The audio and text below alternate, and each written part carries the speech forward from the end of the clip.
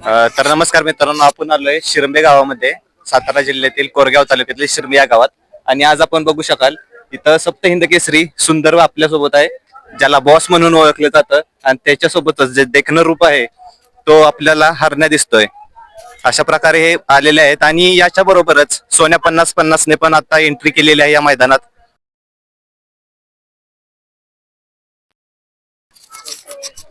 तर मित्रांनो, सोन्या 50-50 ने आता एंट्री केलेली आहे, आपण बघू शकाल.